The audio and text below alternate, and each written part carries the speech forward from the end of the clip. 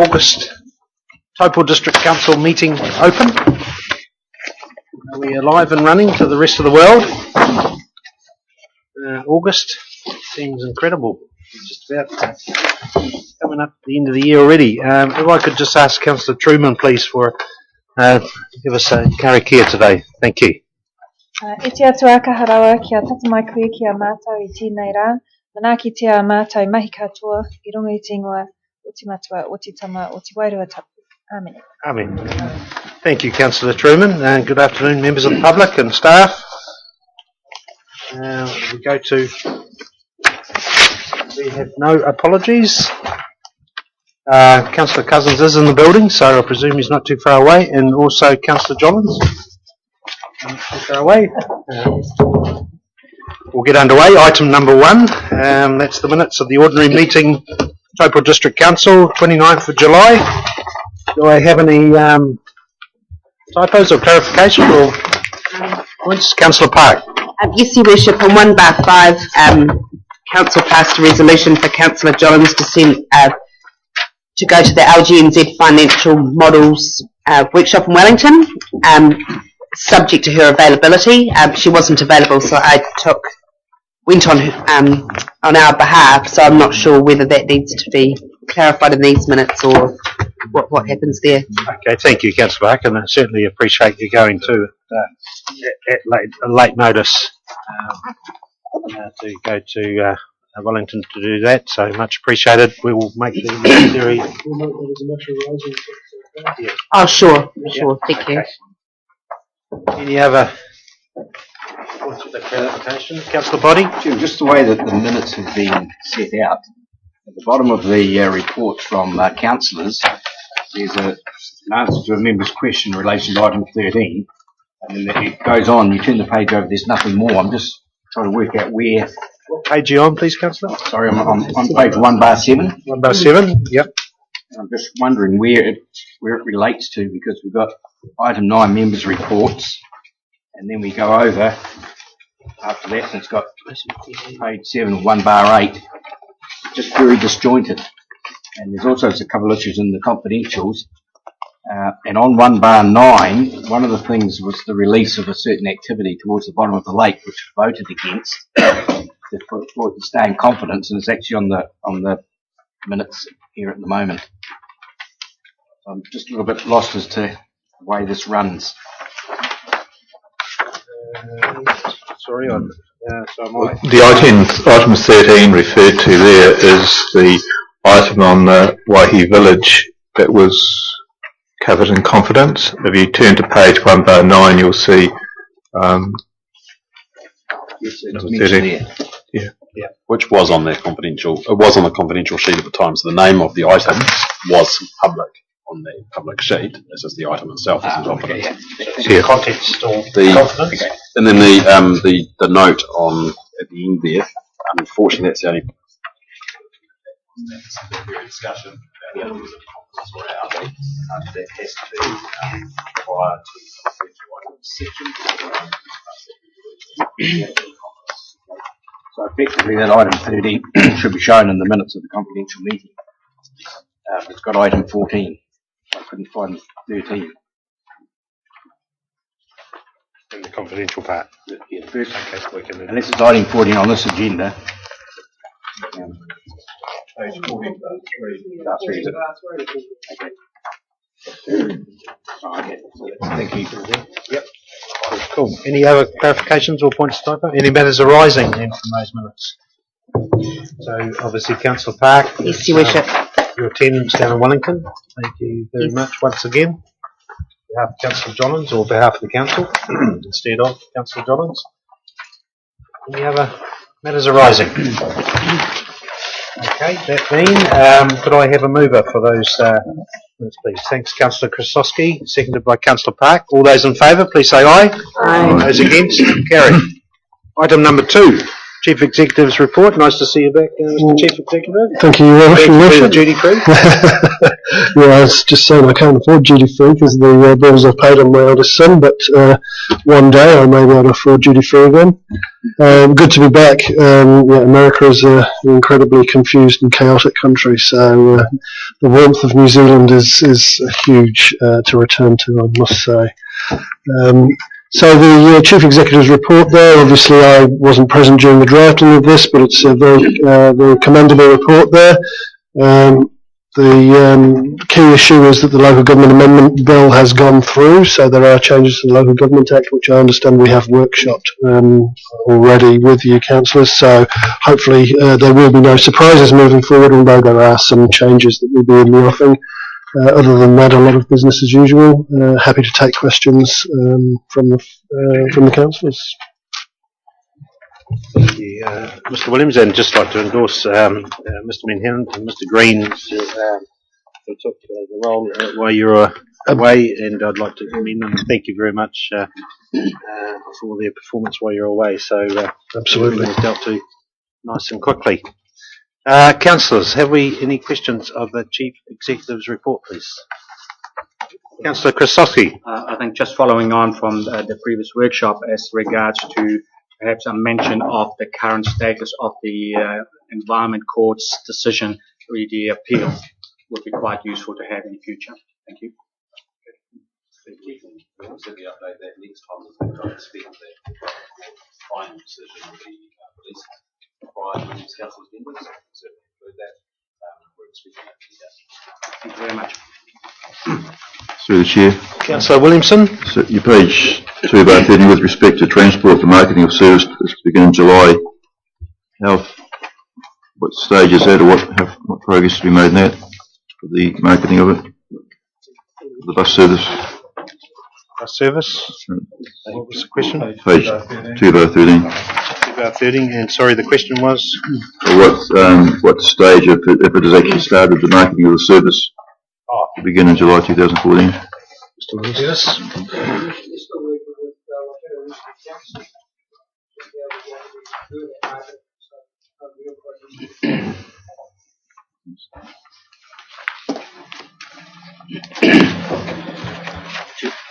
Councillor Body? I've got a number. Okay, Councillor Park. Oh, yes, just on 2/9, in regards to the flood hazard district plan change, is there any sort of updated time frame on that? I know that some of the factors are out of our control. Through Mr. Chairman, so for that one, you remember that we were waiting for a peer review of the information. We've only just received the quotes back this week, and we'll be going through a selection process for that peer review very shortly. Looking at it, I don't imagine it's going to take too long, so I expect that we'll be able to get something back to you within the next month or 6 weeks. Right, thank you. Councillor Body. Chairman, on page 2/4, the EMIS, which is the Emergency Management Information System, is still having problems and is being developed. What are the problems? Through you, Mr. Chairman. Where do I start? So this is the National Emergency Management Information System, initially developed by Central Government Ministry. There's particularly one module that is working reasonably well. It's the welfare module. There is a range of issues, numerous issues relating to the other modules that are not yet rectified. So the Waikato region as a group has been working with the ministry to try and rectify those, but not to any great success at this stage. Therefore, there will be no implications if we have a disaster tomorrow. Through you, Mr. Chair, we have retained our current software program for that very reason. There is a cost to that retention, to be honest with you, because of the fact that EMS isn't working, licensing costs, but we've retained it for that very reason. Thank you. Chairman, another question, 2/5, regards to the emergency discharge consent for our wastewater. No progress made. We're going to update the MCR on that. Mr. Lewis. Worship, we're working on submission. I believe it's with WRC at the moment for the consideration. Just a number of them for the weeks as it's well. Thank you. Your Worship, yeah, just with regard to the museum governance options, still waiting for, I attended the AGM, the Friends of the Museum and Art Gallery on Sunday, and I was concerned from the floor with regard to the position or the progress or lack of it, or, you know, it's obviously uncertainty amongst the members of the group, and obviously did discuss with Gareth earlier, so obviously, as I say, still waiting feedback from our Taupo governance group. Is that still any closer to be? Through Mr. Chairman, that's still the case. The last council, through the last long-term plan, agreed to a project to review the governance structure of the museum with a view of it being a 50-50 governance with Te Whare. We put that to the governance group of Ngāti Te Whare for the museum, and they are currently assessing that at the moment. That is probably complicated by their own internal processes with the settlement actions which are happening as well. Thanks. So it's a waiting brief at the moment. Yeah, thank you. Chairman, 2/7 Motorapa community in regards to the footpath. I thought that was a decision we'd made on a 50-50 basis. Haven't we consulted with them since then? I thought it was done. Yes, do you mind just coming forward and just speaking into the mic, because just our listeners at home. Motorapa. In relation to the footpath, the consultation is being undertaken with the community group to seek that 50% funding. Still taking place. It's actually started, it says to be arranged, it's actually in progress. Remembering this is a performance report through to July. Thank you, Mr. Lewis. Councillor Truman. Just a small one, really. Just on the right-hand side, it's got the budget, it's got the dollar sign, and I'm just wondering, is there supposed to be figures in that, or is that? The plan for that was, and it doesn't show up there. Flipped off the page. No, the plan for it was that if it was on budget, you'd have a green dollar sign. If it was over budget, you'd have a red dollar sign, but the colours have dropped off. So we'll address that for next meeting. Thank you, Councillor Truman. Any other questions or queries? Councillor Christowski. Yeah, thank you very much. 2/22, the Watahanui wastewater connection. We have a budget of 1.5 million, and then we have the government one of 1.94. So I'm assuming the total budget, or the expected total budget, will be 3.5 million. The budget for the wastewater is separate from the budget that is being provided through the government for the water reticulation. On 2/22 relates to the wastewater only. So what is the total budget then for the wastewater? 1.5. It is 1.5. Thank you. Thank you, Mr. Lewis. Councillor Boddy. 2/12, and this is in regards of service delivery. Under the highlights now, this may be a spelling mistake. It states bacterial compliance was achieved for all treatment plants with the expectation of Kinloch Lake Terrace. Is it exception of? Exception. Okay. But it then goes on, which is a little bit more concerning. Protozoa compliance cannot yet be demonstrated for any water supply, despite treatment in place for Taupo, Turangi, and Mangakino. Is automated reporting required, blah, blah, blah. $27 million plant? Your Worship, excuse me. Are you there? I think you can hear me. We are currently collecting the data. We've just been having difficulty analysing the data to be able to show that we're actually collecting 24-hour records 7 days a week. I believe that has been resolved in the last couple of weeks. It's not in relation to the ability of the plant, it's purely in relation to analysing the data that's coming out of the plant. So it's effectively it's the monitoring, not the issue of it not complying with what the requirements are. Correct. Thank you. Okay, Councillor Boddy. 2/15, the word angel was mentioned this morning. There are 7 angel investors from the Taupo area registered with Enterprise Angels in Tauranga.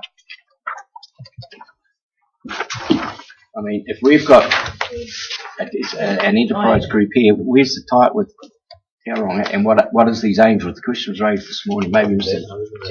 can assist. Yep, sure. Happy to answer the question through the chair. So what EGLT have chosen to do here is rather than start their own separate angel scheme, they've partnered with an organisation called Enterprise Angels in Tauranga. Enterprise Angels operate across the Bay of Plenty as well, so Rotorua, Whakatane. So obviously it's a natural fit for Taupo to fit in. Enterprise Angels also have links through to Auckland and around the rest of the country. So rather than choosing to duplicate here, they've chosen to partner with the rest of the region. Can I then follow that, Your Worship? What do they actually do? Lies. So there's two sides to it. So the main thing with Enterprise Angels is the angel investing. So you'll be aware of things like venture capital. So small to medium-sized businesses that are after capital and they don't go to banks.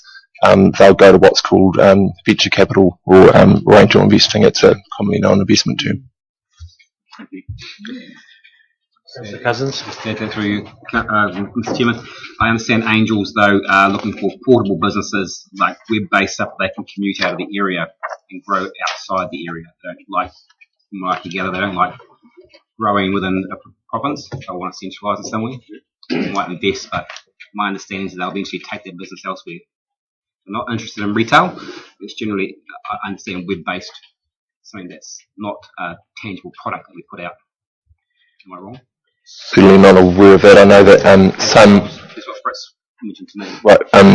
Some angel investment firms or focuses will have a certain focus, be it software as a service, primary production.